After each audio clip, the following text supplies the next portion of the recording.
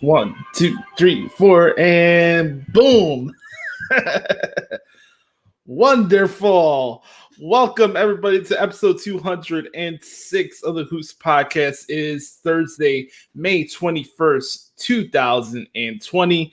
On this day of May 21st, and every day throughout the calendar year is great to somebody around the world. So I hope you guys are in good spirits. But also, I am biased to a certain extent. I think May is the best month of the year. But on this day, on May 21st, 2017, I was fortunate enough to be in attendance for a very special moment. A moment that doesn't get its proper due.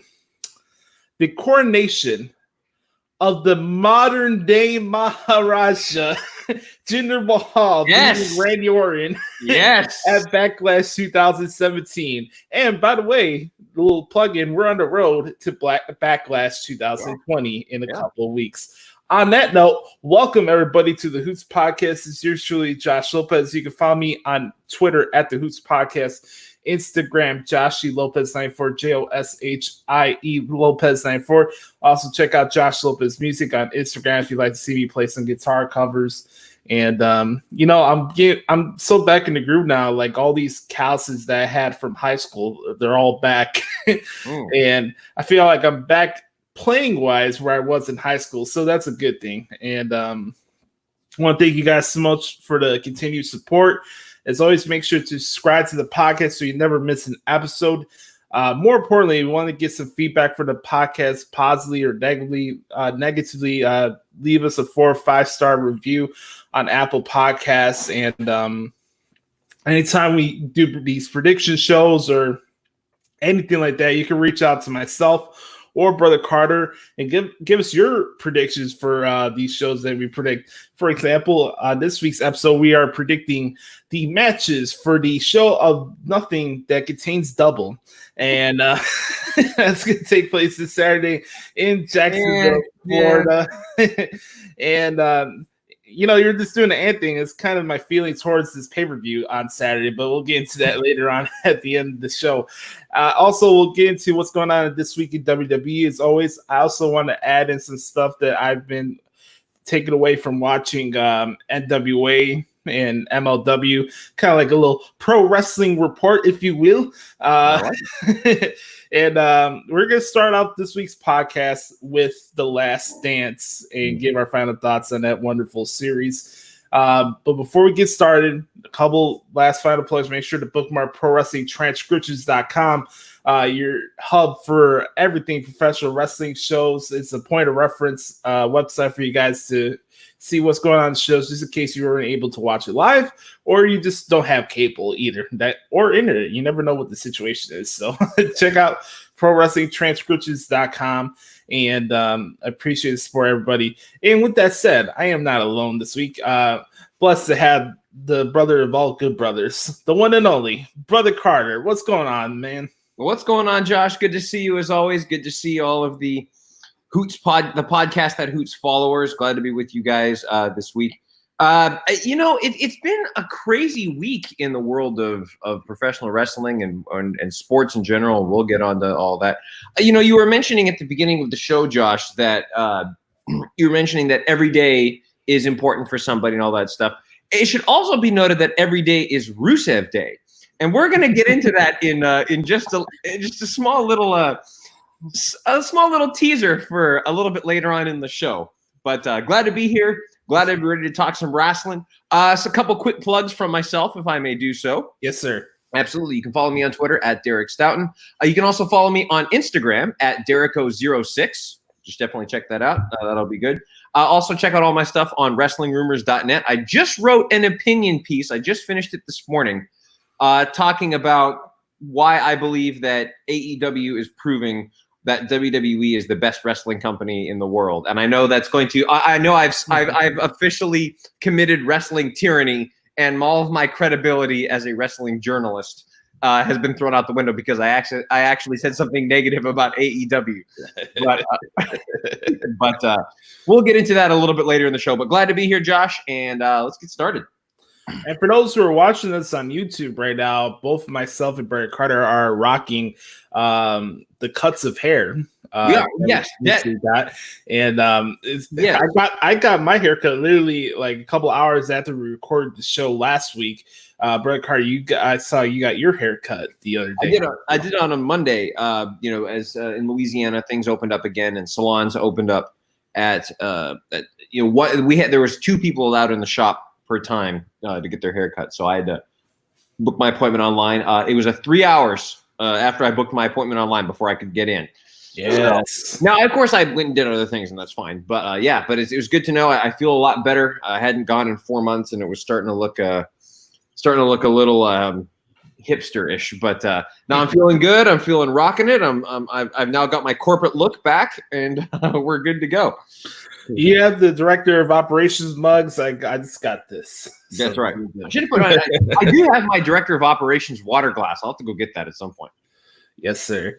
I have a nominee for the list of Jericho that we're going to get to for AEW later on, and I'll tell you why later on. But let's start off with sports, actually. This is not only just a pro wrestling podcast you're listening to right now, but we have lots of stuff that we dive into, and I think in a couple of weeks we're going to really have like a music episode. You don't know when it's going to be. It's good to just drop, and we're going to talk music, and it's going to be fun for you guys. But one thing I've always wanted to do, Josh, with you is do when we get in the music episode, I want to talk some of the greatest wrestling themes of all time, because I really believe that a theme song makes or breaks a character. I mean, there's just no. I mean, you think about some of the most iconic characters of all time, and their theme music radiates with you as some of the greatest. It radiates with you as some of the best theme music of all time. So we'll get into that another time. Yeah, and you think about music, you think of Sirius from the Alan Parsons Project when you think of Michael Jordan.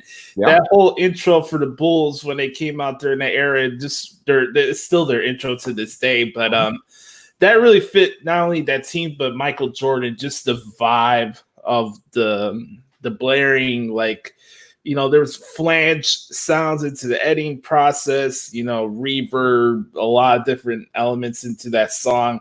I think they use a synthesizer in the song. And it's just a lot of fun looking back from The Last Dance. And the series just concluded this past Sunday. Kind of bum out. I wish there was some more episodes and stuff we could dive into. But I, for the most part, really appreciated the things that I was able to learn through this process, because when The Last Dance actually happened, I was 4 years old, and that was my first year of watching the NBA. Obviously, past that time, I'll be able to understand it better, but that era passed me by, unfortunately. I was born in 94. That was the year Michael Jordan was in baseball and Scottie Pippen was the MVP until he decided he didn't want to be a leader at certain occasions. I'm very, as a Chicago sports fan and a guy who was born in a neighborhood that's literally like 10 minutes away from the United Center. It's really cool to see how big of a spotlight this series had at the national level.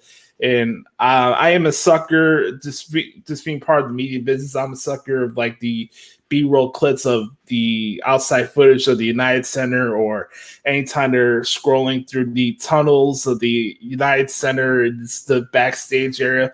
You know, us wrestling fans always crave to see stuff in the gorilla position and all this other stuff before major matches happen. It's the same thing here for me with sports, just to see how Michael Jordan's preparing for Game 7 against the Indiana Pacers in the Eastern Conference Finals, and you don't know if that's his last game or not. Right. And he's talking, and it's very interesting that a guy like Ahmad Rashad had so much access to him.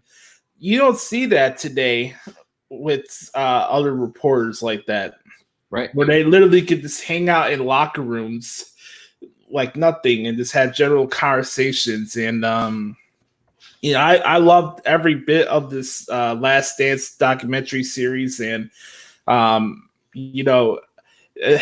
people been haven't got the proper due? I don't know. I mean, Michael said it right off in the beginning that you can't say Michael Jordan without bringing up Scottie Pippen. There's no Michael Jordan without Scottie Pippen.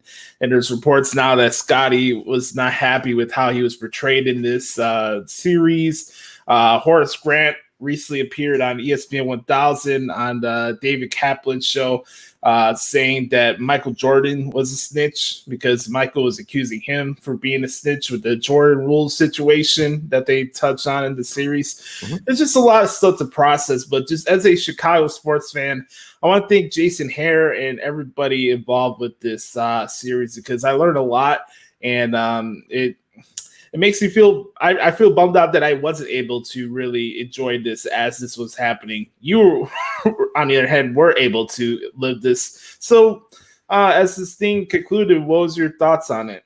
Well, it's funny, you talked about, yes, I was alive during this era, but I wasn't a basketball fan back then. So I knew who Michael Jordan was, and I knew obviously who Scottie Pippen was, and I had heard those names, but I didn't really watch basketball. I didn't really fully appreciate what the Bulls' legacy and dynasty really was until the documentary came out, and just how dominant of a player Michael Jordan was compared to everybody else in the league, even more so than Bird and Magic Johnson and Isaiah Thomas, Reggie Miller, all those guys. Who are all Hall of Famers, and rightfully so, and had incredible careers. But Jordan was here, everybody else was here. It wasn't close. So that was really cool. I really enjoyed that. It's interesting. It's amazing to me that they shot this footage. They had live shots of this footage, but we didn't see it for 20 years. And then it was finally all put together in this 20 years later, which I thought was just incredible how they put that all together. And I agree with you. Congratulations to Jason Hare. I definitely think this should win an Emmy. I think it's easily the best sports documentary I've ever seen. It was absolutely incredible how well produced it was, how they, at the right moment, they went back in time and shared the stories of, Scottie Pippen, Steve Kerr. I didn't realize that Steve Kerr was on that team. Like, I know that seems crazy now but again, I wasn't a basketball fan back then. It wasn't until a little bit later in my life that I became an NBA fan. Really, over the last 4 or 5 years is when I really started getting into the NBA. And, Steve Kerr obviously had that incredible run with the Golden State Warriors and is going to be heralded as a great coach. But I didn't realize he was a key part of the Bulls' last couple of championship wins. So I thought that was really great. The other big thing I took away from this, and I was actually talking to some of my other friends about this, is that Michael Jordan is a dick. Like, he is a dick.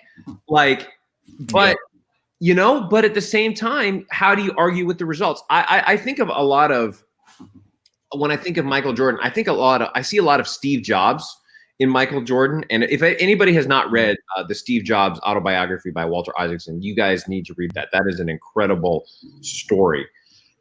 But, it's just like Jordan, like winning was his, like he wanted to be the best. And, you know, if you want to win, you have to sacrifice, you have to pay a price to win. And I absolutely believe that. And in fact, after the last episode, I stayed on and watched Scott Van Pelt on ESPN, and they had Diana Taurasi come on, who a lot of people are saying is in the conversation, at least, for the greatest female basketball player of all time. And she said that in order to win, you have to basically give up your life. And that's what Jordan did. Like he gave up everything in his existence to be the greatest of all time. Same thing with Diana Taurasi. She's the same thing. So like, and they asked them, would they do it all over again? And both of them said, of course I would. Yes, this is the life I have chosen. So at the end of the day, it really just comes down to choice and what matters to you. And to them, that's what really made them happy, is being the best of all time. And now they're revered, and rightfully so. Mm. But for all of us, that's not going to be the lifestyle that we want to lead. You know, like we don't want to give up family time. We don't want to give up other hobbies. We don't want to give up X, Y, and Z, you know? So I just thought it was a very, very, very interesting, well-produced documentary, and something that it's lessons that I will take with it for the rest of my life, for sure. And, you know, while I'm currently reading the new book from JR, Under the Black Hat. Mm-hmm. This is another guy who you could relate to Michael, just from what I'm reading so far. It's like he put a lot of unnecessary pressure on himself to a certain extent, where it wasn't just all the responsibilities he had as the guy who's head of talent relations, but he wanted to be the best, and he wanted to be the conduit to helping the product be the best it could be. And just that overall pressure, like you're saying, to, you know, you got to push yourself to a certain extent to reach what you want to reach, and wanting to be the best. And there's insecurities, and a lot of people are driven through a lot of different circumstances. Anybody who wants to be the best at some point in their life have had a lot of people doubt them, whether it's family or family that questions the way you go about you reaching your goals because it doesn't fit the status quo. You know, some people are naturally gifted with certain things, and, you know, all of it derives of what happens in here. At the end of the day, you could be talented. If you don't have no drive or anything, any ambition, it's really not going to show. Yeah, you could accomplish some things, but I relate a lot to Michael Jordan in the fact that I want to be the best in what I do. I've always been that way. That's the reason why I relate to CM Punk in a lot of ways. And, you know, yeah, there is sacrifices you got to make, but I don't think you have to like throw away your morals and ethics to be the best too at the same time. And I love you know, this, just the whole presentation for the last episode where they're talking about the last shot that Jordan had, and that whole sequence with him stealing the ball from Malone and making that final shot over Russell. It's like that's even more motivating for me. Like, I think everybody, no matter what profession it is, you want that kind of moment of in Utah having that shot, whether it's somebody having like a show-stealing performance at a Grammy Awards show, or Undertaker and Shawn Michaels having a legendary match at WrestleMania. Doesn't matter what profession it is, we all want that type of moment. And I saw a video a couple weeks ago of Michael Jordan getting the Freedom of Honor Award from Barack Obama a few years ago. And Obama said it perfectly. He's like, Michael Jordan was the Michael Jordan of this. Like, you're that great of what you do. And it's inspiring, you know. Everybody in life has their own flaws. Some choose to show it forwardly and upfront and be just upfront with it and be assholes. Some people are so driven in what they do, maybe they're blind to how they treat people that are surrounding them. You know, I think that's another thing not a lot of people really talk about. Like, I think too many times a lot of people want to fit in a certain box and think a certain way, where if somebody is a little different and they don't go being status quo, Either they're weird, or they're an asshole, or they're a dick, and all these other labels you want to thrust upon them, but you don't know their journey. You don't know why they're doing the things they want to do. And it's not always this cliche, okay, hey, you're reaching your goals, go to college, get your education, and then everything's going to happen for you. I have a lot of friends that I went to high school with that are still working at McDonald's and produce stores, and they went to these big colleges and got their degrees. There is no exact science in how to reach your goals. Hell, I thought I was on the clear path of just playing music the rest of my life. I got accepted to the top music school in the country in Berklee College of Music in 2012. I wasn't able to afford the school. I went to Columbia for a year, and then I had to leave because they wouldn't let me take any music classes until my junior year. And I lumped into an opportunity at a trade school, a trade media college. I challenged myself to bring something out of myself because I shared this story before. I want to be the best in what I do. I felt like I was the best in my high school class when we were performing. I wanted to be first at everything. And that's the ambition I always had. I still have it to this day. I pride myself, and I want to make sure that this show is the best wrestling show that's out there. I want the website to be the best transcription site that's out there. I want to be the best, but I'm not going to do it just to dump my nose at people or just be braggadocious about it. But I am driven by being the best. But I'm glad you brought this up because I really think this is really like important life discussion to have with some people. Because just because you don't go with life in the status quo manner does not mean that you're not driven or you're not focused on what the future can hold. I'm not a paranoid person. I have some insecurities here and there. I said it before that my biggest enemy is myself, with self-doubt and stuff, but I'm not paranoid to the point where every day I'm thinking about what if this happens or what if that happens. Everybody knows by now my stance in the word if. If my mother had balls, she'd be my father. So at the end of the day, I have to worry about the things that are real and come in front of me. I can't predict what's going to happen 5 years from now. I'm responsible and cognizant of every single decision I make right now, and I want to make every day the best day I can be, and that's pretty much it. That's great. Well, and I've always known that about you, Josh, and I know that you've, I remember, and you and I have talked about this on this show before. I can't remember where we were. I think we were at WrestleMania 32.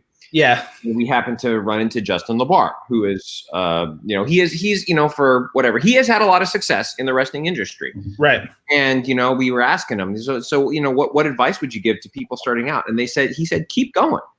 It's like a lot of people they get started in this and they're so excited or wherever, and they think that, well, I'm going to put my opinion out there, and then all of a sudden, I'm going to make it. Well, that's not really how this works, And yes.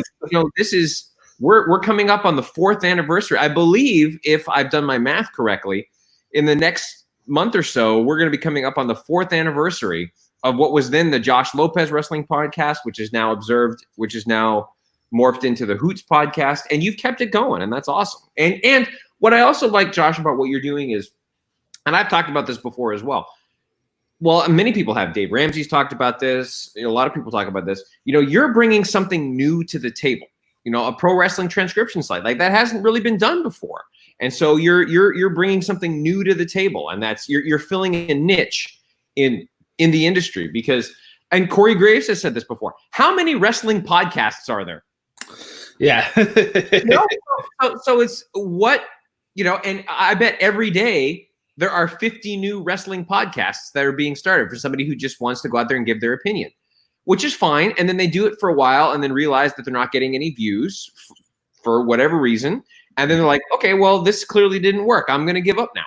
But, we're doing, I'm a very small part of this, me and Matt and Adam and, everybody that's been associated with the show over the years. We're all very small parts of the show.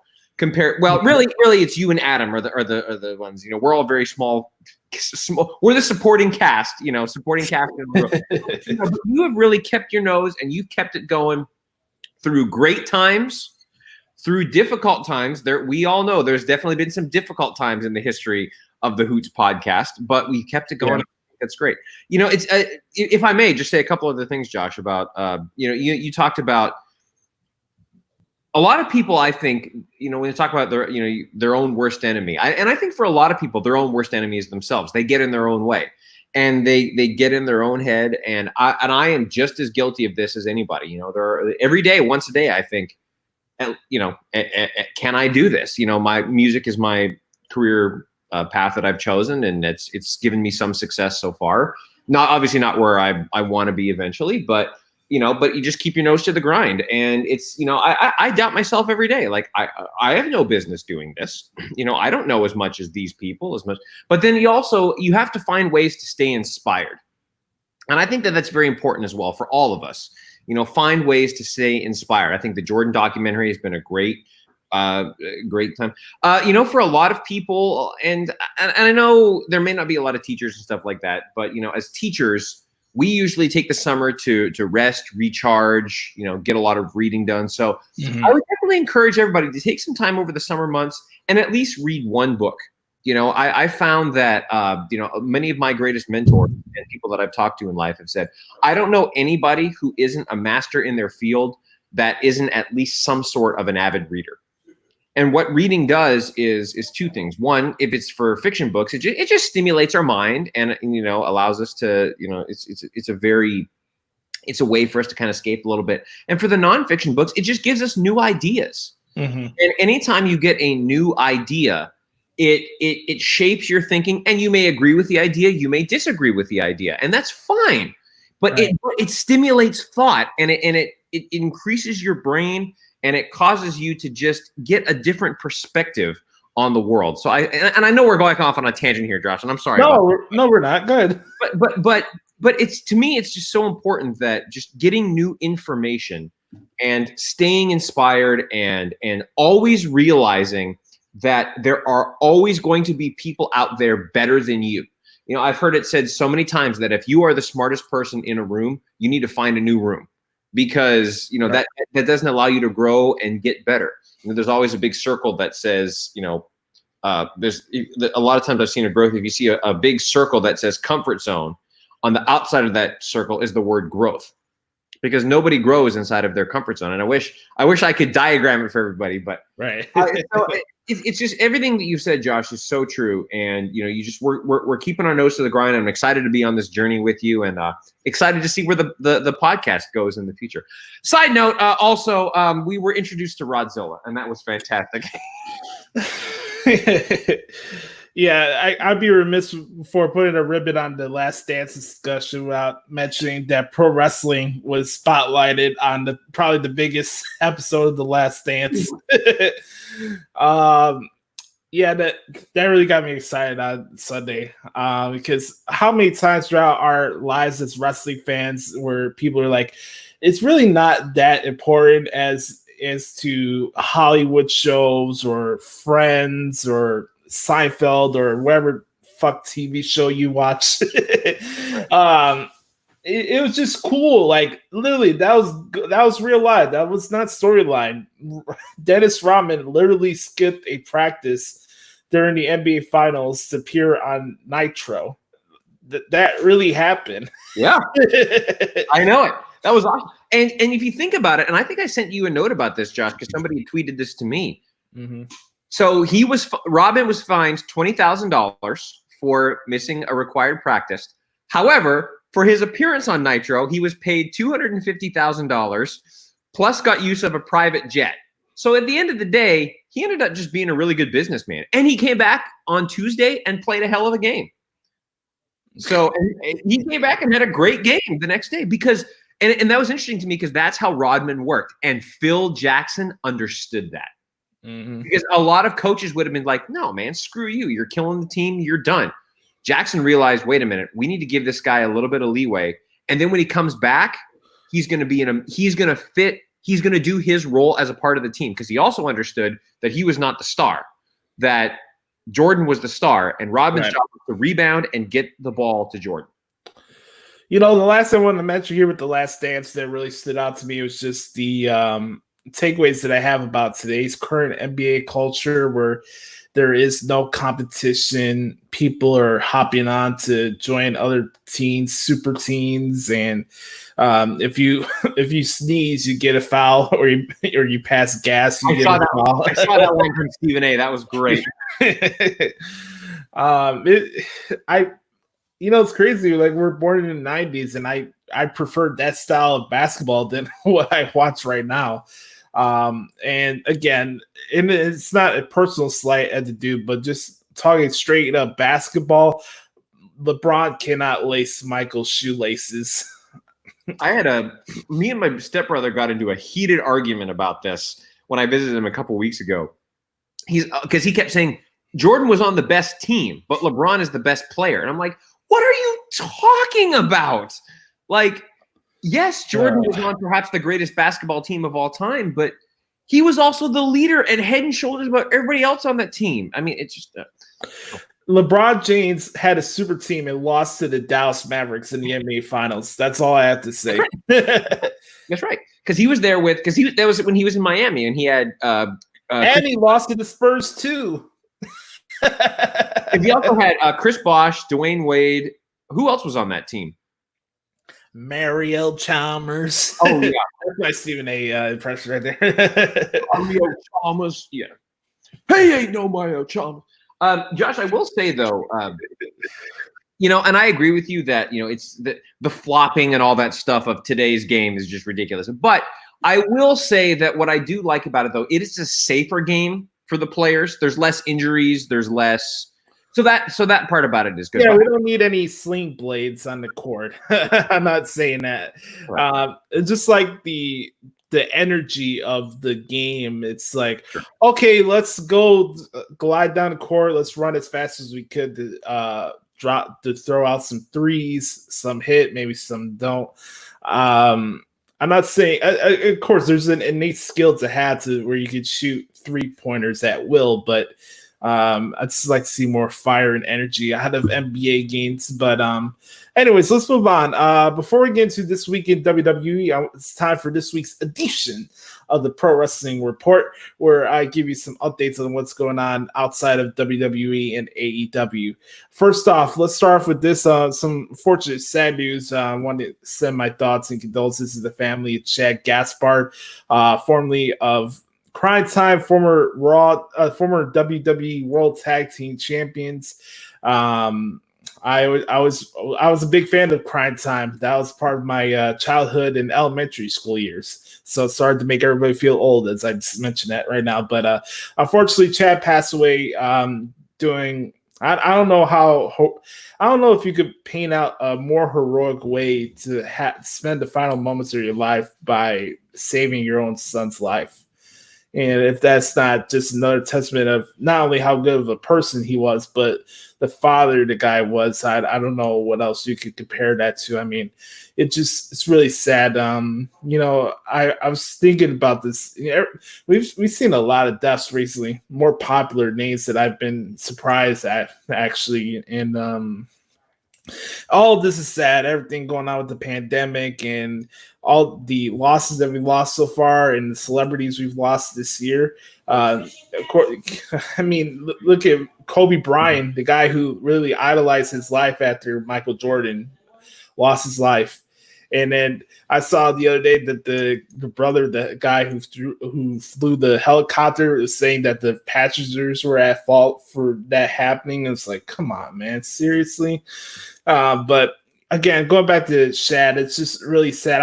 I enjoyed what he did in the ring. It sucked that Crime Time didn't have more time, but I thought for what they did have a good run. And it's an example of something I want to bring up later as we talk about WWE and just wrestling in general.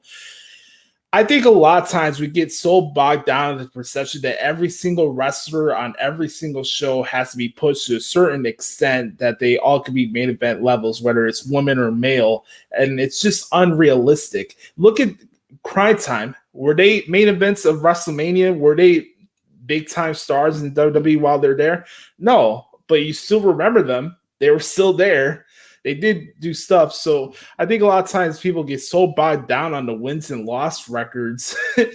And, the company that we're going to talk about later that I'm wearing this hoodie on right now, they don't really adhere to what the win-loss record is. So that argument just nullified, but we'll get to that later again. So, Shad, thank you for the memories. Thank you for the person you were. And my thoughts and Derek's thoughts go out to your family. So, absolutely. I'll say real quick, just one real quick thing, because there's one Crime Time segment to me that I always laugh at every single time when I think about it. It's when D-Generation X was kicked out of the building by Coach, yes. and they had Coach's money, and they wanted to get back into the building, so they found Crime Time and scalped some tickets to get back into the building.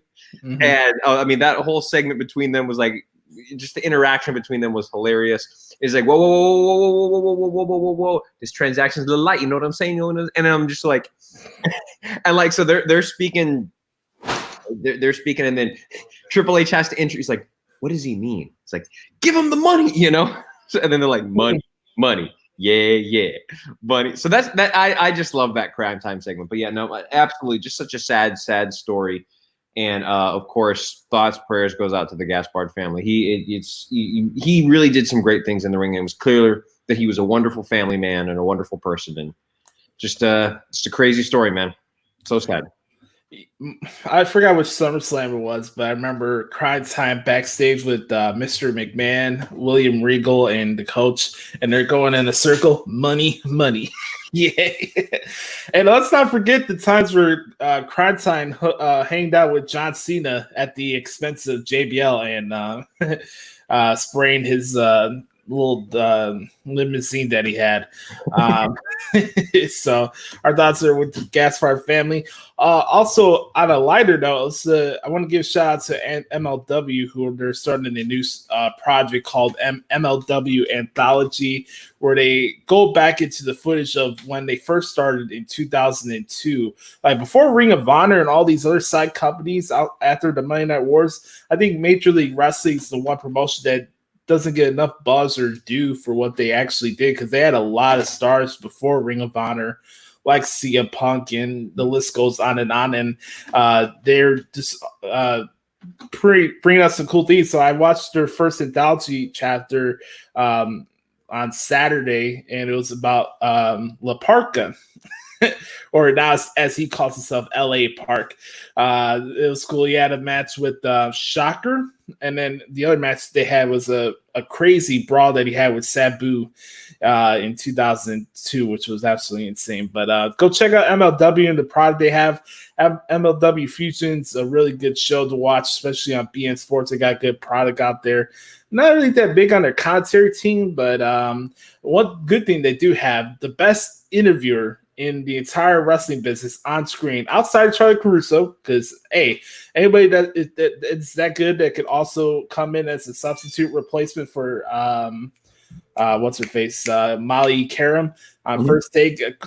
Charlie's awesome, but she's great. Number one, without a shadow of doubt, is Canada's own Alicia Toot. So let's give that to Canada. Do you guys have a particular name for lakes? No, we just call them lakes. Just regular lakes. You don't have like Lake Michigan or Niagara Falls or anything like that? We have a couple big ones. We have Great Bear Lake, and I think Great Slave Lake is another one. But there's great. Yeah, we just have other. But it's, my parents have a cabin on a place called Dauphin Lake, so it's it's usually it's something lake. It's not lake whatever, but it's whatever. Hey, it's cool, man. I learned something new every day. That's right. What we do here at the Hoots Podcast. We have some fun. We learn some stuff throughout the show. All right, Sky Dome Waterfall. That's what we'll go with. There, right?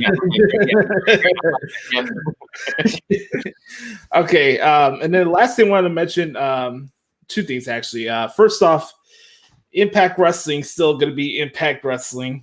Moose is parading around pretending that he's the TNA World Heavyweight Champion because Tessa Blanchard is stuck in Mexico, so she can't be on these shows. So they're having a tournament right now. to crown a new number one contender. Rhino's still on the shows every single week. I mean, he's good, but I don't know if he's main event guy anymore. But let's see what else really stood out from Impact this week. They had this team. I want you guys to look this up on Google. Triple XL.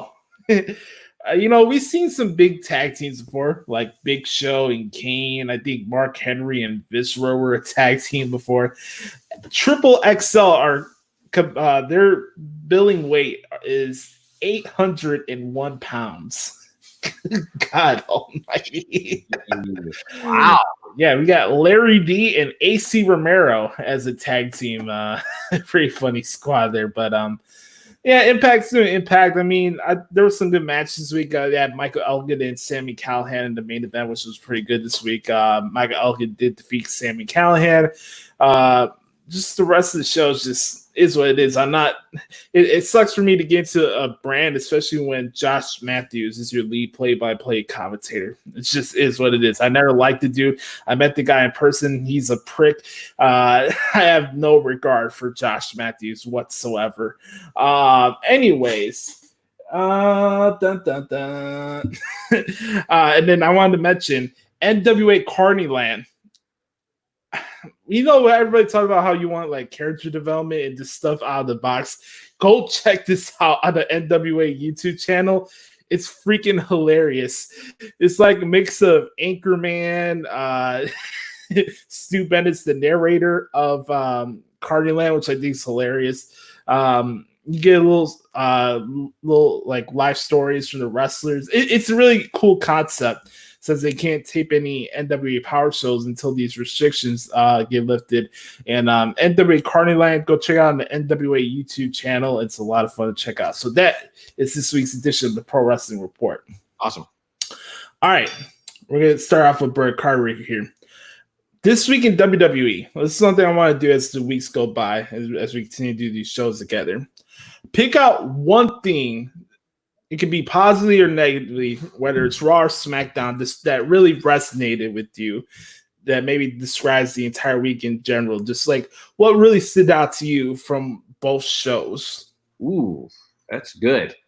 The thing that I keep coming back to, Josh, and something that I really enjoyed is I don't know if I enjoyed it, but something that I'm very intrigued by is Austin Theory actually signing and aligning himself with Seth Rollins, because, and Josh, you and I have talked about this before. I think of Austin Theory as the Kip Sabian of WWE. Yes. Times New Roman font, about as generic as you get. Yes. And I think him with Zelina Vega was fine. I mean, it was a good way to get him up to Raw, and that's cool. I have no problem with that. But I think he was just kind of the odd person in that group. So I actually like Seth Rollins trying to really build his followers, I guess, if you want to call it that, but not in a creepy way like other wrestling promotions. So I kind of like, and I like how they did it. They did it very similarly to how Seth Rollins found Buddy Murphy. It was the exact same one. Remember, Buddy Murphy lost his match to Aleister Black? Think about that. Everybody says that WWE doesn't pay attention to their long-term things. Right. Didn't Aleister Black beat Buddy Murphy? And then Buddy Murphy joined Seth Rollins in the following match. And then this match, it has Buddy Murphy versus Aleister Black. Yes. So to me, I'm really intrigued by that. I thought that I'll say that was my thing that I'm most intrigued about. Are we going to break down both shows? Yeah, we're going to do that. So that's the thing that I was most intrigued by this week. Okay. The thing I'm bringing up for this week is what we were talking about before we started the show today. I want to give some context on the Monday Night Messiah. And I'm scrolling up on my Twitter account so I can bring these tweets up so I'm not talking out of both sides of my ass. Really quick, on WWE related, I want to give a shout out to the guys at Dark Side of the Ring for just a phenomenal episode on Owen Hart to wrap up season 2. It was really, really good. We need to talk about that because I actually had a chance. I had a chance to watch it, and yeah, we need to talk about that. That was crazy. Mm-hmm. All right, let me read this verbatim so everybody understands where I'm coming from here. And this is about Seth Rollins. Here we go. You can see why the Monday Night Messiah exists. It's because the universe, in quotes, did the cliche fickle 180 and the guy they wanted to be on top of the world. Put into a no-win scenario, and now it's making sacrifices for the greater good, aka doing it inspired the universe. It's really simple to follow along, to be honest with you. One of the greatest realizations when you transcribe shows when context drops in when you least expect it. If you look back at the town hall meeting after Survivor Series, besides his title match with Drew McIntyre at Money in the Bank, Seth spent in grudge feuds with every single person he called out in that segment. Added exceptions of Charlotte for obvious reasons, and Seth hasn't renewed his rivalry with Randy Orton yet, pal. His grudge feuds have been with KO from the beginning and now has one with Ray, who he called out for hanging out with his son instead of helping Monday Night Raw. The Monday Night Messiah, all of it, the genesis of it stems from that segment after Survivor Series. Mm-hmm. And this is not me saying that you have to like the character. Here's the thing in wrestling. You don't have to like everything.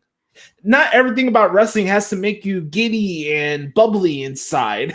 It's okay to say, "Oh, I don't like the way this guy looks."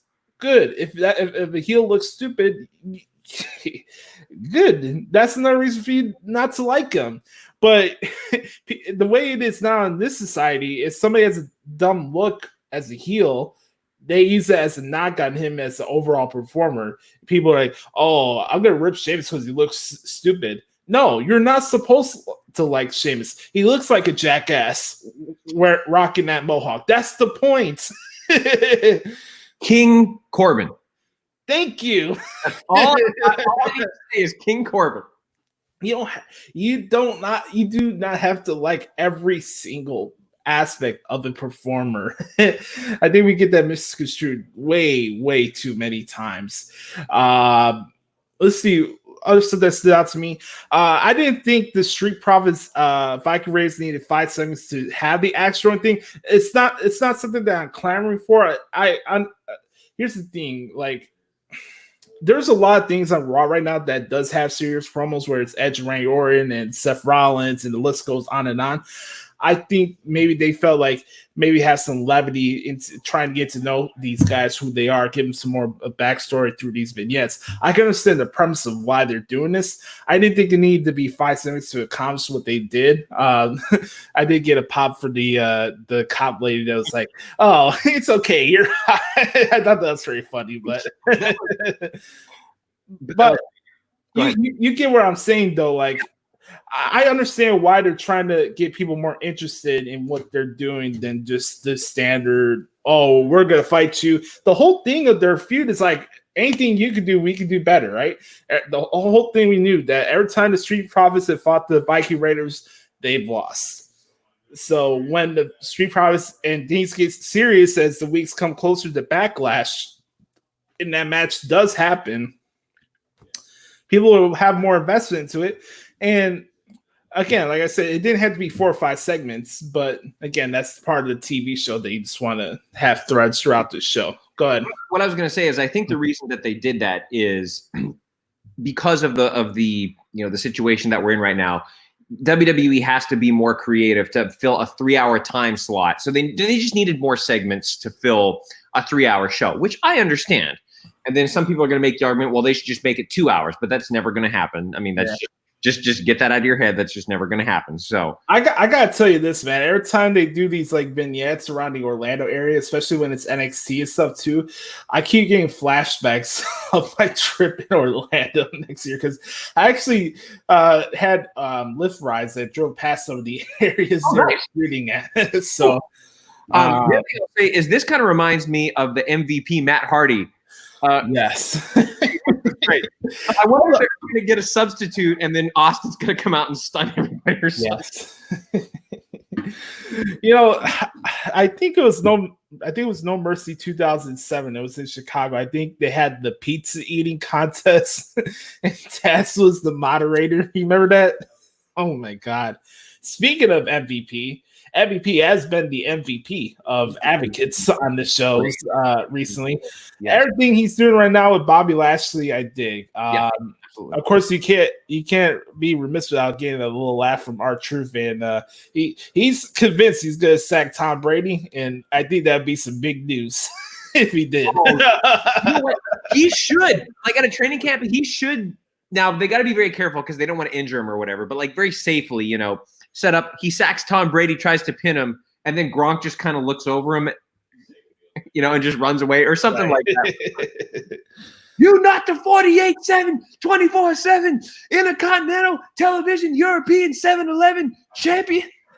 I want to know what his infatuation is with I-95 South. Is that just the intersection he usually drives on? I don't know. It's hilarious. I love R-Truth. Oh, dude, Truth is every time he comes out, I'm so happy. All right, let's backtrack a little bit to SmackDown on Friday, okay? We have the GOAT. We were talking about the GOAT at the beginning of sports. Now we talk about the GOAT of female performers. And another illustration of how good this lovely woman is and her wonderful pierogies. Charlotte gave truth serum to Sasha Banks and Bayley on Friday night.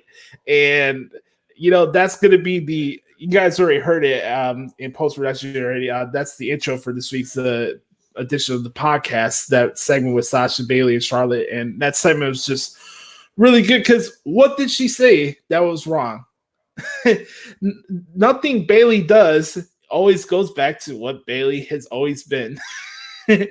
and she's saying, hey, Sasha, are you content with being an afterthought and being a sidekick? And here's the thing. Everybody always says that Sasha Banks is the Shawn Michaels of women's wrestling. Now's her opportunity to actually prove it again. And it's not, the company won't let her do it, because goddamn, the girl's on the show every freaking week.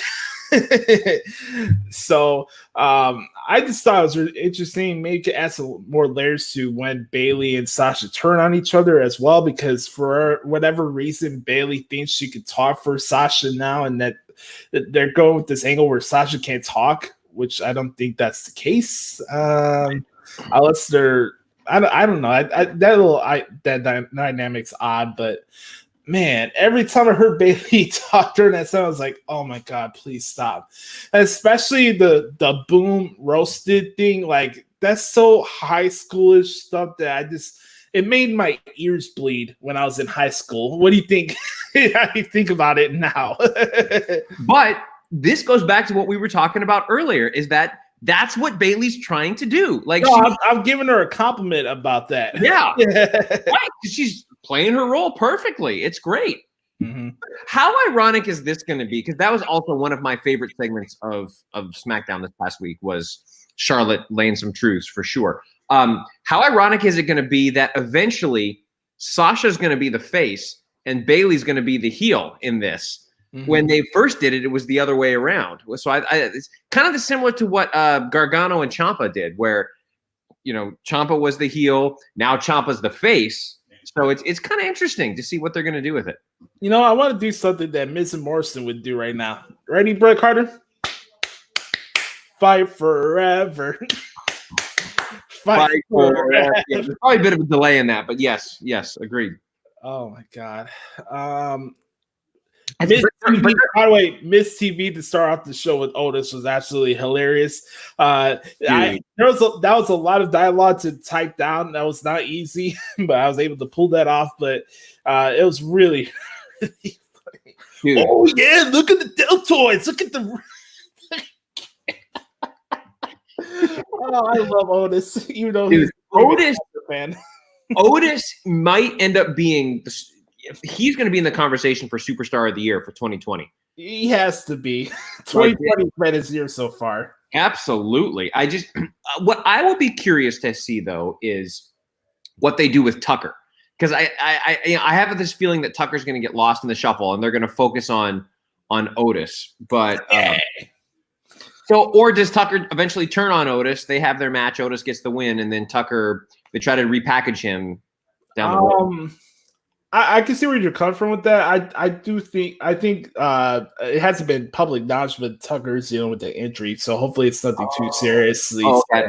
Maybe he does come back, and this is what they do to add more layers to what's going on with Otis and Mandy. We all know at the end of the day, Mandy's gonna turn on Otis. It's just when, you know. Oh, sorry. And let's finish up SmackDown. Then I actually want to talk about next week's SmackDown. Tomorrow?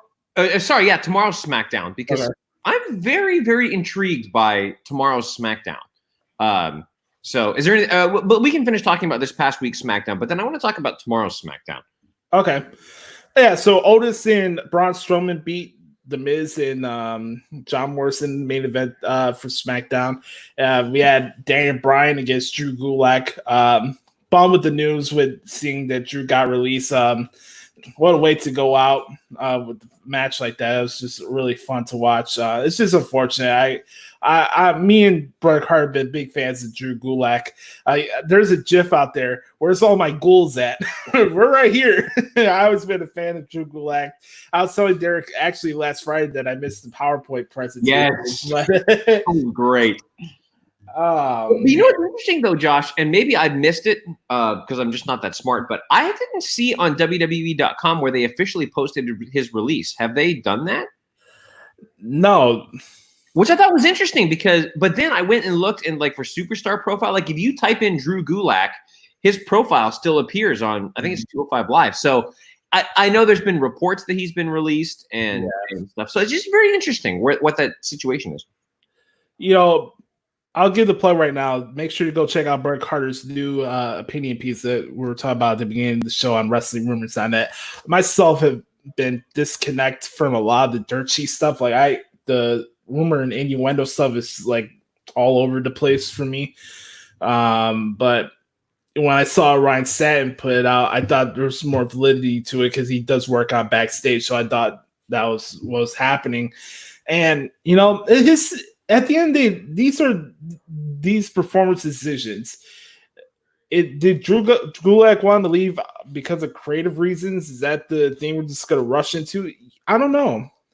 Maybe he doesn't want to rest right now. I don't know why he decided to not resign.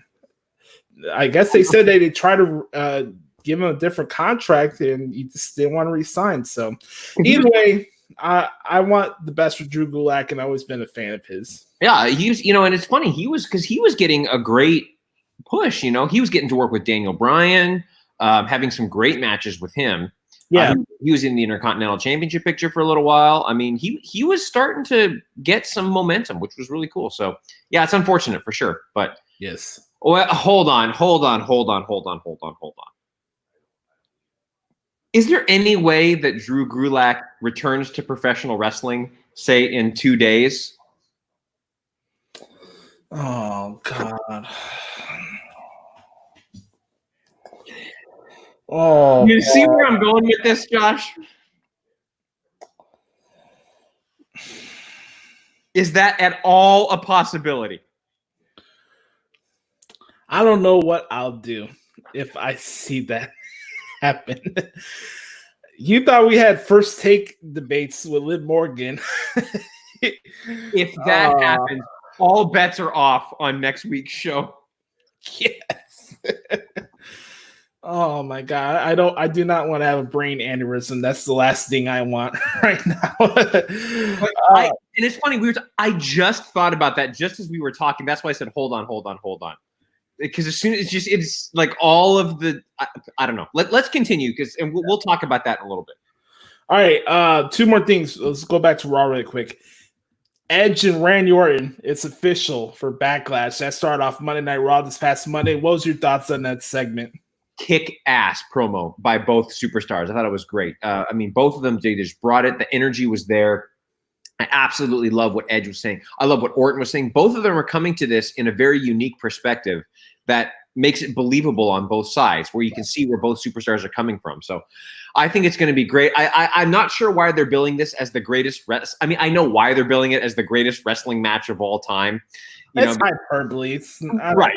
I'm not really. But I'm looking forward to it. I think it's going to be awesome. I can't wait to see it. Great promo to start the show. Loved it. Yeah, I thought it was great. Edge saying, you don't know how it feels to prepare how to deal with being out for 9 years and the grind to get there just to compete. And it was really good. Yeah, there's always hyperbole with stuff with WWE. Like, we're used to that already. Like, I do want to say this, though. I saw the double standard on Twitter. I put this out on Monday night. Before Okada Omega. Oh, my God. This is going to be better than Flair and Steamboat. Oh, WWE's promoting this is the greatest match ever. Oh, they're leaning too much on it. Here we go again with that double standard crap that it just bothers the hell out of me, man. But here's the thing. The greatest match does not have to do with movesets. Edge and Orton is going to be a great match because of the story they tell in the ring. Absolutely. Mm-hmm. Another thing from Raw this week, Josh, was I was very happy to see the Iconics come back. Yes. That was great. Big Peyton Royce fan here. Absolutely. Oh, Peyton, that down under waterfall. But it's interesting, Josh. I hope that the after segment where with the Billy Kay slap, I really hope that it doesn't lead to the separation of the Iconics. I don't think it will, because I think the Iconics are going to get another shot down the road. But yeah, if the Iconics. If they end up splitting up the Iconics, what does that say about the women's tag team division? There's not enough teams for it at this point. That's what I'm saying. Here's the thing. I thought originally Nikki Cross was going to be the one to get disqualified because I do think they'll have their match at Backlash. And yeah, for sure. It's something like maybe on Raw this week or the week after, like you have the Iconics against... Naomi. Iconics could fight Carmella and Dana Brooke. Yeah, exactly. So, or you could have maybe you could have like let's say like Peyton Royce versus Alexa Bliss. If Peyton Royce wins, because she's the one that got disqualified, this is how I do it. You have Peyton Royce versus Alexa Bliss. If Peyton Royce wins, they get the shot at Backlash, and that repays the slap that they had on Raw this Monday, where Billy slapped Peyton in the face, and then they obviously get the titles at Backlash. So there's a lot of different ways you can go about it, but I probably have like Peyton Alexa. If Peyton can beat Alexa, they get another shot at the titles. Love it. Yes. So, and then finally, a great week this week in WWE for Baron Corbin. Really solid match with Elias on SmackDown, and also what he was able to pull off with Drew McIntyre at the end of Raw this week. Again, King Corbin is the quintessential heel in WWE, and he just delivers, man. He's good.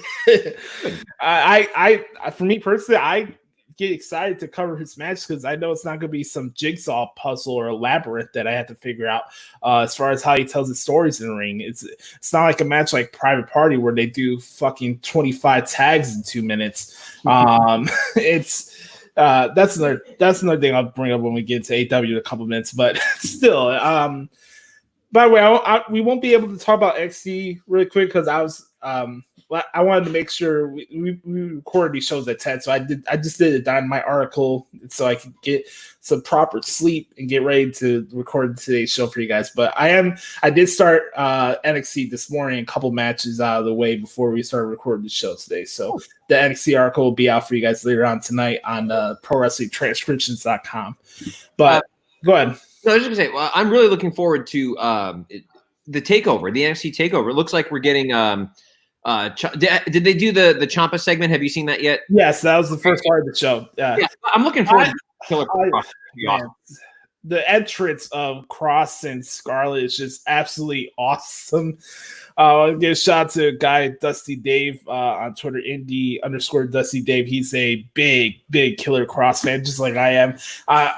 It's cool. And then having Tommaso Ciampa come out, they're gonna beat the shit out of each other. It's gonna be a lot of fun. And then I think the last thing I saw was El Heel del Fantasma beating Akira Tozawa in the tournament matches. Some really good stuff, action on NXT. But all right. I'm sorry, Josh. I know but did you see the WWE piece on Drake Maverick? Yes, I did. That's really cool. I was really glad that they did that. And I don't know if that means something. I hope that it leads to someday Drake Maverick coming back to WWE because, you can tell he loves it. And I think WWE believes in Drake Maverick because I don't think they would have put that piece together if they didn't, who else have they done a piece like that on of all the released talent? So I hope that leads to something. I think that would be great. But can we talk about, if you want to finish that, can we get into this week's SmackDown real quick? Yes, one thing I wanted to say that it looks like Drew McIntyre will fight Bobby Lashley at Backlash for the WWE Championship. I think that's some good piece of business there. So my last thoughts on that. Go ahead. Give a preview, if you will, for this week's SmackDown. I am really, really excited about this week's SmackDown. It almost has a pay-per-view feel to it. If you think about it, we're getting some pay-per-view quality matches. Excuse me. On this week's edition of SmackDown, you've got AJ Styles against Shinsuke Nakamura in the Intercontinental Championship title match, tournament match. That's going to be unbelievable. Jeff Hardy versus Sheamus, I believe, in the Intercontinental Championship tournament match. So that's going to be great. You've got it looks like we're getting the culmination of a feud. You're getting Otis teaming with Mandy Rose against Dolph Ziggler and Sonya Deville. So we're getting that match on SmackDown this week, which I think is interesting. Go ahead. I'll call it shenanigans in there. They'll have their match at Backlash. Oh, for sure. But I think it's interesting that we're getting it now to lead up into Backlash because we'll see, because I don't know if that's going to do something, because they're also kind of teasing an Otis Braun Strowman thing. So I don't know. So I think that there's some really it's going to be a pay-per-view quality edition of SmackDown this week, and I'm really looking forward to it. It's going to be a great show. Man, it's going to be good to see AJ and Nakamura in the ring again. And we got to saw that in New Orleans. I don't know why so many people don't like that match. It was great. Well, and did you see the AJ Styles Break It Down segment on the network? That was one of the matches he was most excited about, was his match with Nakamura. And he even said, he's like, we've wrestled in Japan numerous times, but there was something different about what we did in the United States with 80,000 people, and it was awesome. Yeah. I don't know. Maybe people are like, oh, the crowd was quiet. I thought the crowd was into it. You remember when Nakamura came out with his entrance with Nita Strauss and the guitar and how live that crowd was? Oh, it was awesome. It was. I can't wait for that. In fact, I've been doing the last. I miss New Orleans. I do. We had a great time here, man. We had a great time. It was funny. I was actually reminiscing the other day as I was driving back home. I was listening to some NXT themes in the car. And I went back and watched a couple times when Nakamura made his debut on SmackDown and they brought the violinist out, and like that reaction was huge. I hope we get that again someday. And it's funny, Josh. We were talking about Bayley earlier.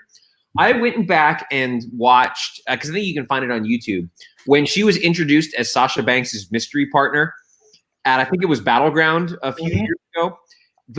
She did get a huge pop then, and that was a really cool moment. And so I think Bayley there's potential for Bayley. I just don't, I know you're not a fan of this character right now, so I don't know. Yeah, I'm not a fan of Rosie O'Donnell right now, but I think that background you're talking about was 2016, right? I got that correct?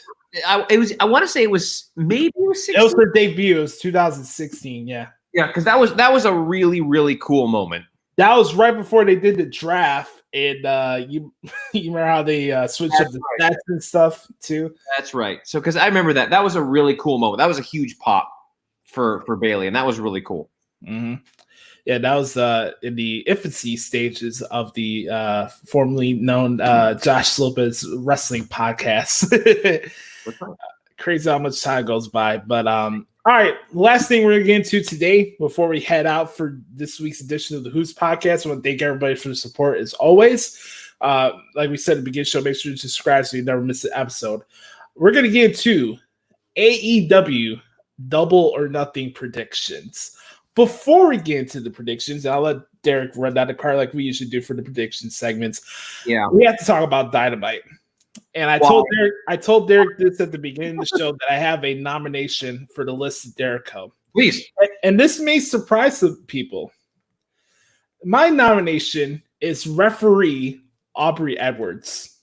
So I am able to pinpoint some things that some people don't while these shows go on, since I'm pausing like every 5 seconds to get a move down.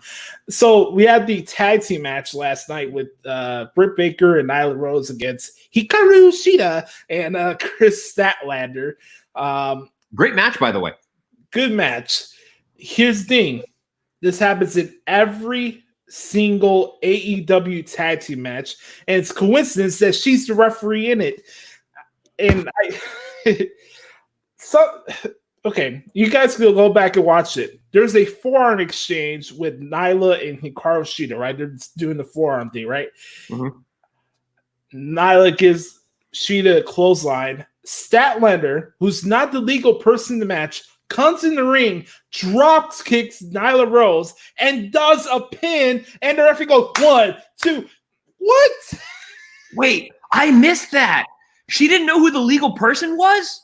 Yeah, because everybody was distracted with Britt Baker selling her injury on the ring apron. How does a non-legal participant, whether it's male or female, go in there, do a move, and still get a pinfall out of that?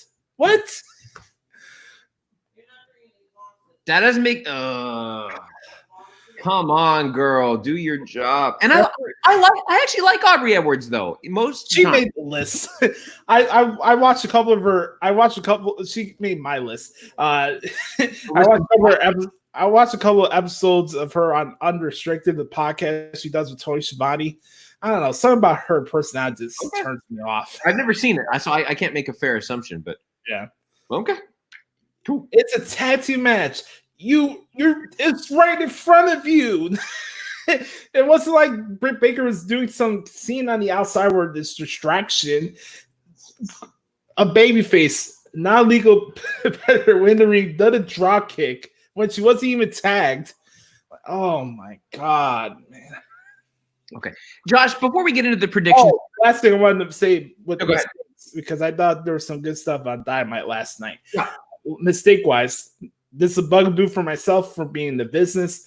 The biggest enemy and the worst thing to happen on television, podcasting, or radio is what? Dead air. Yes. So you have the main event of Broken Man Hardy and Sammy Guevara. Broken Man beat Sammy Guevara. Very good match.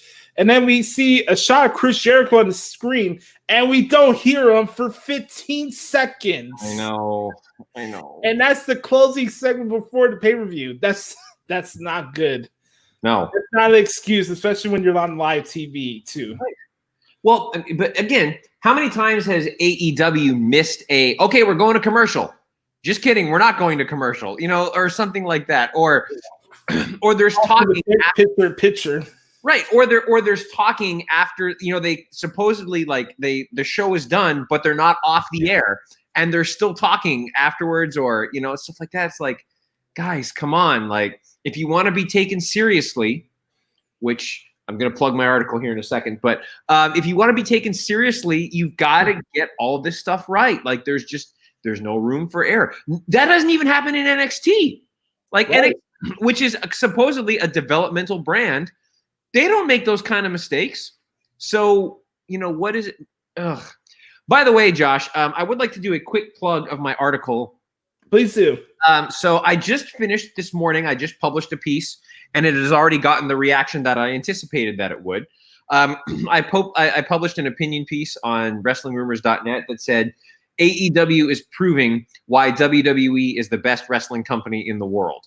And I'd like to read, or just briefly, I'd like to read a brief example from this article, if I will, something that I'm very proud of. I said, the majority of their roster is made up of ex-WWE superstars who didn't make it up north. And now they are signed to AEW because they were the internet darlings and were the people that everyone wants to see. Mm-hmm. However, there is a reason that some of them didn't make it up north, despite how talented they are. And I'm going to leave that as a teaser right there for everybody to read the rest of the article. But naturally, if you go and look at the reaction so far, it's going to be like, oh my God, one person even said, I hope you didn't get paid for this gibberish. Like, what are you, 19 years old?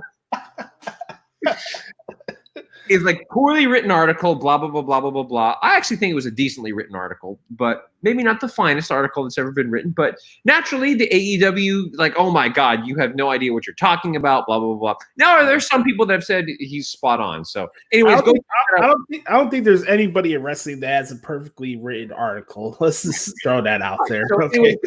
Anyway, read the article. It's picking up the exact traction that I thought it would. Because how, God forbid, anybody say anything negative about AEW. But yeah, you got the hive going after you today, my man. Absolutely. But hey, you know what, Josh, and I know we'll get into predictions, but I actually thought Dynamite was a decent show this week. Sammy Guevara, man, this kid, he looks like a douche, but God, is he talented.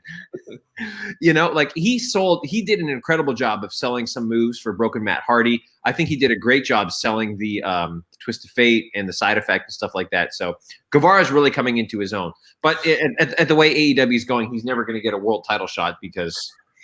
I wonder why Matt was throwing out Twist of Fate's like attitude adjustments. There was like 5 of them. I don't know. But no, good show. This week. Good show this week from Dynamite. I really do enjoy the Dynamite show top to bottom. I do, but there's just we'll get into the predictions here in a minute. But there's just some. One thing I did want to mention, getting the laugh, seeing MJF yelling at Tony Schiavone during the match with Marco Stunt made my day. AEW, I advise you to stop having extra long matches with Marco Stunt. It's not doing anybody favors. It's not doing him favors. It's not doing his opponent any favors. As much as I love MJF, there was no reason why that match needed to be 2 segments. I just wanted to make that perfectly clear. Yeah.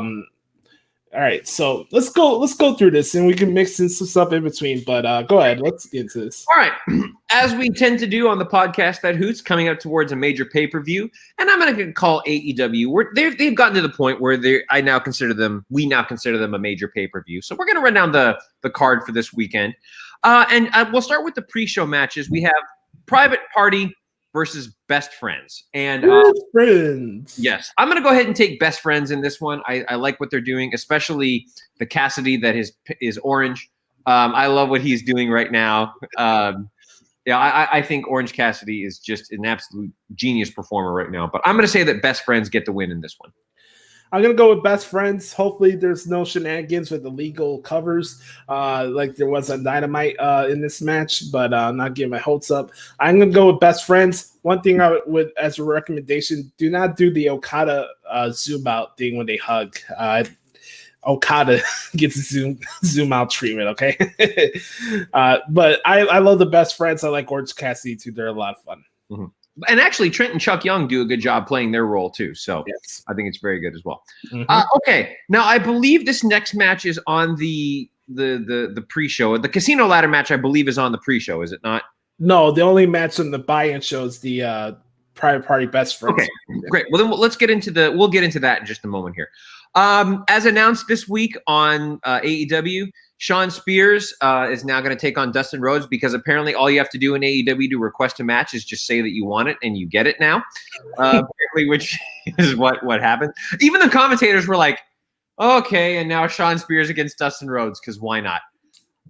Who do you got in this one, Josh? The quick question, are you DVRing Shawn Spears news? No. No.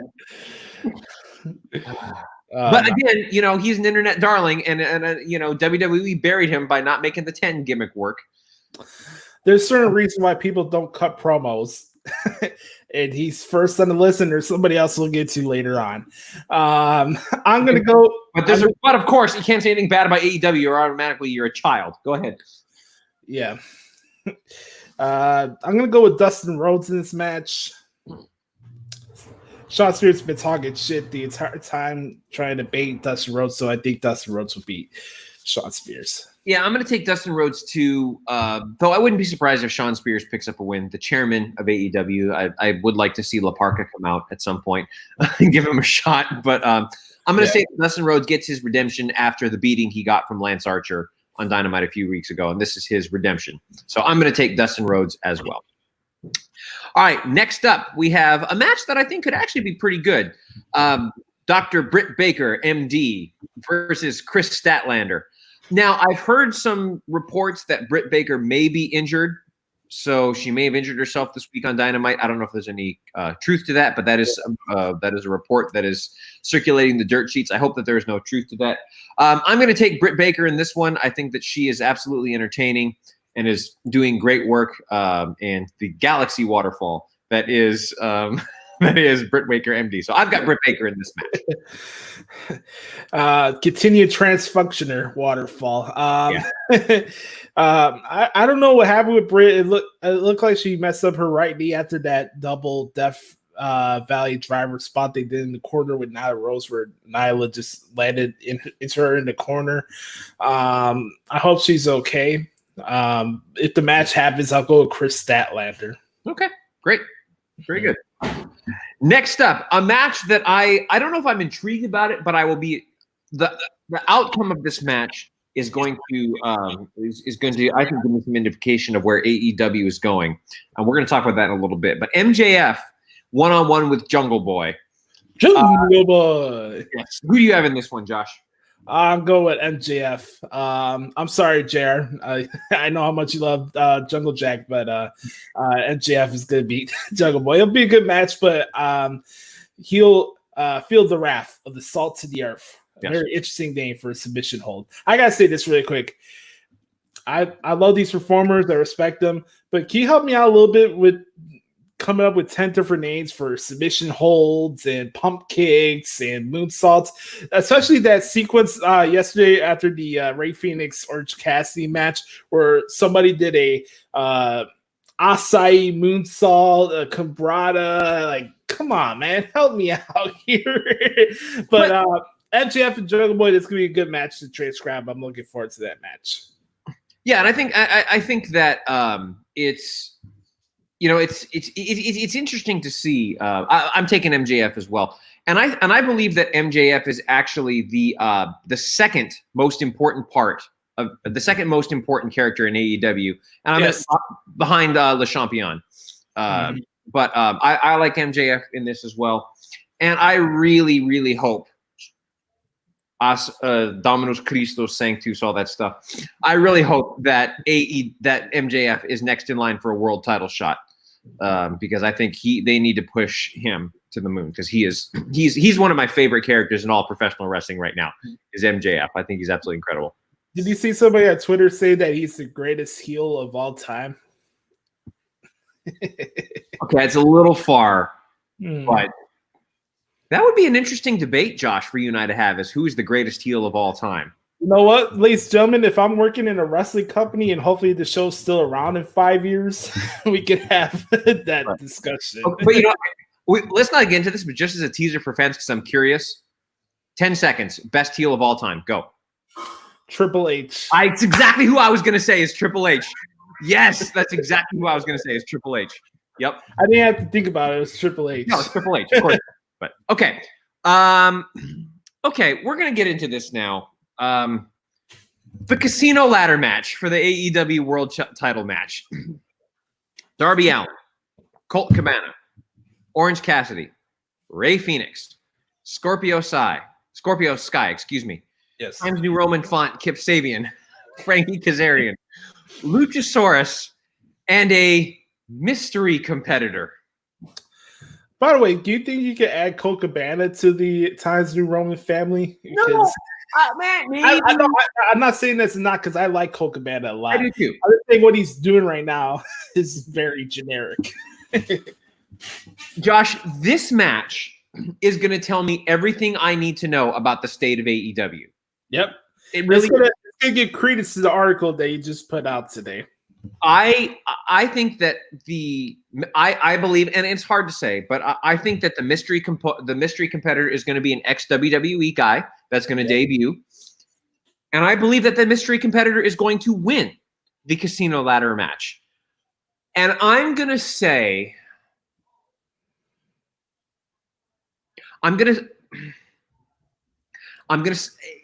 going into this, I was going to say he's going to be, actually, I think it was, okay, so here's my evolution of the week. Going into yesterday, I thought it was going to be Rusev. Mm-hmm. Someone on Twitter said maybe EC3, and I said, well, that's not. But based on our conversation today, Josh, I'm going to say it's Drew Gulak. I think Drew Gulak is going to enter, win the ladder match, and is going to get an AEW world title shot. Zack Ryder will win the casino ladder match. Yes. Zack Ryder as a heel costing Orange Cassidy the match will be the winner of the ladder match.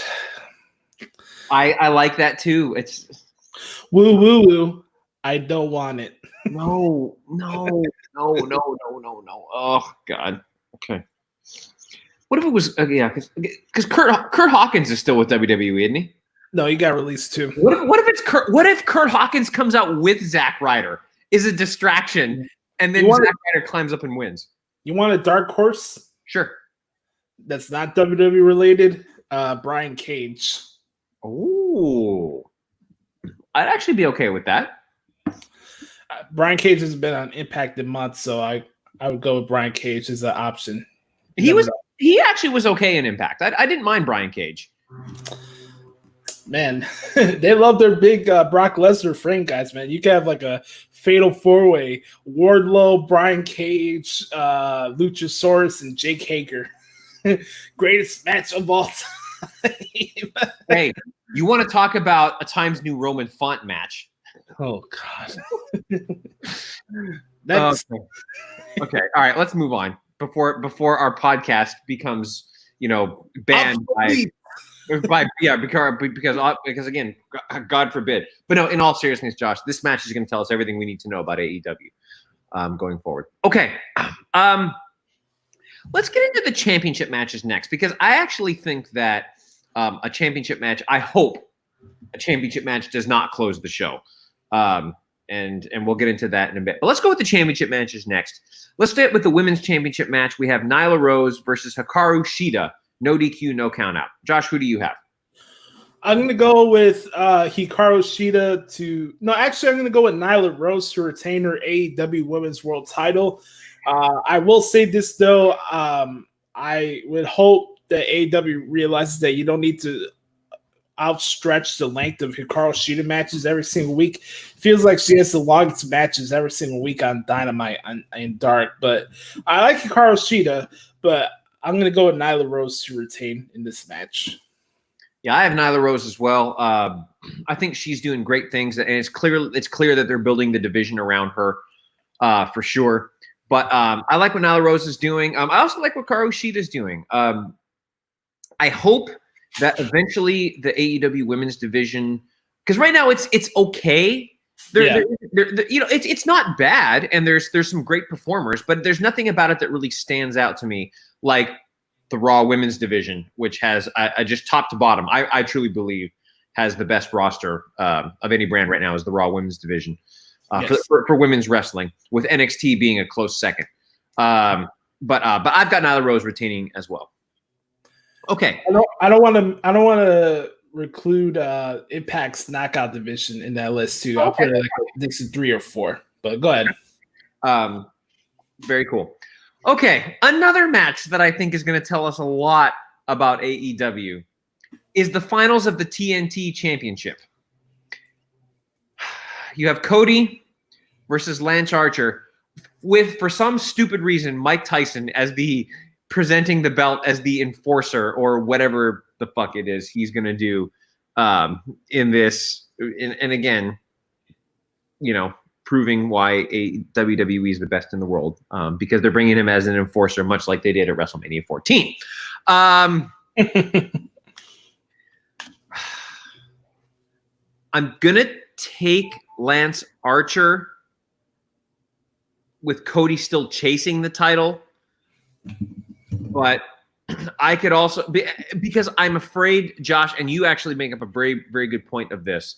If Cody's going to do the whole Jeff Jarrett thing, and him being the owner of the company that also wants to get the championship, but I'm going to say Lance Archer with Cody chasing after this. I'm going with Lance Archer.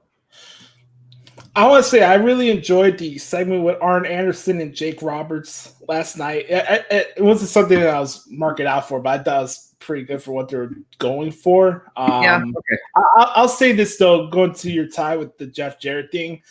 I thought Arn's reasoning about Cody trying to justify that he needs the championship was a little off because, no, you do not need the title just because you're – that just played into everything I mentioned about the comparison. Oh, I need this to show my leadership that I'm doing the right thing and all this is worth it and all. It's cool. And this could be an awesome match, by the way. I think this match could be great. It's going to have some good action. It's going to have some good storytelling. I think this match could be really good. May even steal the show. Yeah. But I'm not getting my hopes up. I think Cody Rhodes will win, even though I want Lance Archer to win. And unfortunately, I think Lance Archer is going to get knocked out by Mike Tyson. And that's not going to be a good look, but AEW probably want the mainstream media clicks that they could probably use right now. So Cody Rhodes, new TNT champion, and Mike Tyson knocks out the Murder Hawk monster. Okay, very good. Yikes. Okay. The AEW World Championship match. Okay. Jon Moxley versus Brodie Lee, the leader of Exalted One. And I think I'm going to let you go first on this one, Josh, because I have some thoughts, but go ahead. This is what I've been waiting to say for the entire show. You know how many times people get released by WWE and they're like, oh my God, you're going to see what they could do really when pushed right and give the proper opportunities. This is the example of that. It's not always the same case for every single person that gets released. I love Brodie Lee. I think he's a great wrestler. But there's a reason why you don't have him start your show and cut promos, let alone 2 promos. The second one where he's just rambling, trying to figure out what to say. And he's like, all you had to do was ask to get the title back. Like, come on, man. I did my rant on this match a couple weeks ago. We already established my feelings into this is way too much and way too soon. Yeah. This is not going to take away anything about this being probably one of the best matches on the show. But honestly, this is a question I have for everybody. You can respond to me at the Hoots podcast or at Derek Stoughton. Is this the match that you feel should close the show on Saturday night? Because if it was me, it certainly would not. No. Absolutely not. As far as my prediction is concerned, I'm going with Jon Moxley to retain against Brodie Lee. And we'll see what Brodie Lee does as an attack after the match or something. But it's not like Brodie Lee could go hijack backstage and attack Renee Young. Make it more personal. Right. Okay. So it's just it's an odd pairing at the wrong time. But Jon Moxley will still be your AEW World Champion. Okay, so Josh, here's my problem with this match. Is that, to me, this is a lose-lose situation, no matter how this plays out. Yes. I also think that Jon Moxley retains as well. But okay, so here's the problem. If Brodie Lee wins, you're basically pushing a guy that, in my opinion, does not deserve to be the face of your show as a guy that can just come in within 1 month and all of a sudden become the top guy in your company. While there are incredible performers like MJF, right, Darby Allin, Sammy Guevara, Orange Cassidy, all these homegrown AEW guys that would be a perfect way to boost your company who can be the actual face going forward. So I think that Brodie Lee does not deserve to be the AEW champion. So, but if he wins, to me, it's just like you have an undeserving guy as the face of your company as you're trying to build legitimacy for your brand. But if Jon Moxley wins, you've basically killed the whole Dark Order storyline because, you know, as the exalted one, that one that's going to lead him to the promised land. Well, within 1 month of being the exalted one, you lose on the grandest stage possible. So what does that say about you as an exalted leader and the storyline of the Dark Order? Unless AEW is trying to kill the Dark Order storyline because they just realized it isn't working, which I've tried to get into Dark Order, but I can't do it. And I know, Josh, you and I have talked about this before. You can't get into the whole Dark Order thing. Yeah, like I enjoyed the Dark Order before Brodie Lee joined the group. Right. I started to get into it. And think about that. Luke Harper joins the group, and it goes boom, boom, boom, boom, boom. Right. So I've got Jon Moxley retaining as well, and what I think the match is going to be good. Don't get me wrong, but I think this is a lose-lose situation, no matter how it plays out. So we'll see. And then the final match of the evening, which I hope closes the show, and I think it should. But we are going to learn a lot about AEW at the end of this pay-per-view. I really do, about where they're going or where they are as a company. But to close the match, or what I think is going to close the show, you have the Stadium Stampede match. We're finally getting the blood and guts contest that we were promised a while ago. You have the Inner Circle, Le Champion, Chris Jericho, Santana and Ortiz, Jake Hager, and Sammy Guevara versus the Elite, Kenny Omega, the Bucks of Youth, Hangman Adam Page, and the wonderful Damascus, Matthew Hardy. And I've been going back and forth in this all week. I'm going to take the Inner Circle to win this match. And I think that they're going to continue the descent between Kenny Omega and Hangman Adam Page and going forward into the summer months. I think this go back and forth. You could justify either team winning, but I think there's going to be some shenanigans and some odd dissension amongst the ranks, and I have the Inner Circle winning this match. You know, I don't know how it was for WCW when they had like 10-man tag team matches with the NWO, like how the match layout is. So I'm curious to see how that goes with this being in the football stadium, and this obviously there's no rules or disqualifications, so anything goes here. I'm sure it'll be a Donnybrook. It'll go all over the place. Probably have the crappy Judas effect. Finish the match. I'm in agreement with you. I do think the Inner Circle will beat the Elite, but Broken Matt will be taking the L here. Yeah, I do agree. You'll have this little friction there with Hangman Page and Kenny Omega, but I do think that Matt Hardy will take the L to Chris Jericho and the Juice effect, and the Inner Circle will win. But I'm curious to see, because me personally, I'm not the biggest fan of the Inner Circle. I like Chris Jericho, what he's done. I like Sammy Guevara. It's like Hager and Ortiz and Santana have been useless to me at this point in this group. So it'll be a fun match. We'll get a lot of super kicks. We'll get a lot of crazy spots and stuff. I'm sure it'll be a lot of fun to watch.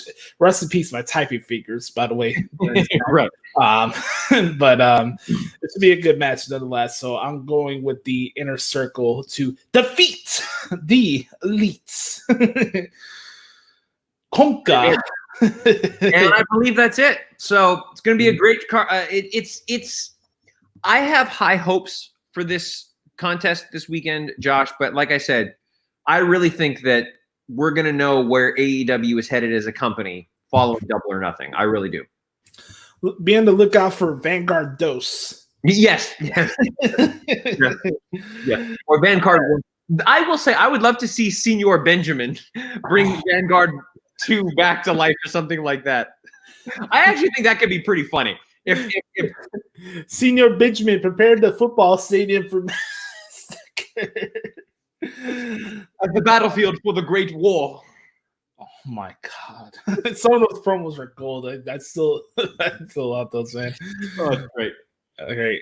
Last thing I'll mention here before we close this week's podcast, I want to throw this out there in the circle out there. I think there's a good possibility that Shane McMahon is the messenger. And I can explain why in the next coming episode. So I just want to leave there. It's just a thought. You could let us know, who do you think is the hacker? Who is the messenger, if you will? Since that's the name that they're going with the Twitter account, right? WWE Messenger. I think it's Shane McMahon.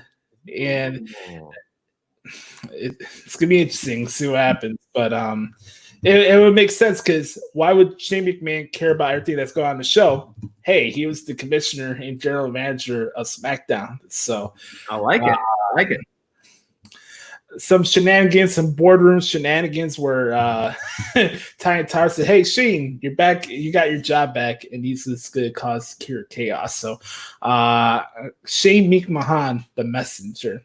I like it. On that note, we're going to wrap it up. I want to thank you guys so much for checking out episode 206 of the Hoots Podcast. Make sure to check out Brodie Carter on Twitter at Derek Stoughton.